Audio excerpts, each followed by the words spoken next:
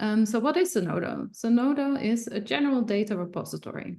And a data repository is a place where digital objects, such as research objects, can be stored and shared with others, and it's in compliance with the FAIR principles.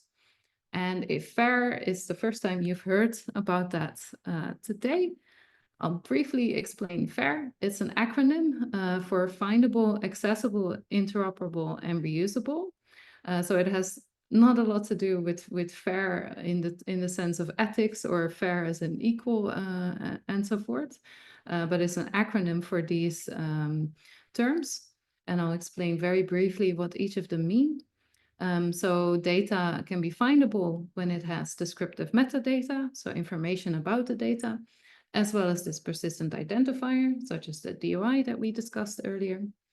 It is accessible when it is openly available, or there's an authentication process or procedure in place so that people don't necessarily can access it immediately, but there's a process in place so that they eventually can access it if they fulfill the requirements. So that's also the restricted access option on Zenodo. And data is interoperable when you can integrate it with other data or applications and workflows. And it's reusable when it's shared with sufficient documentation explaining what the data is about, as well as a license.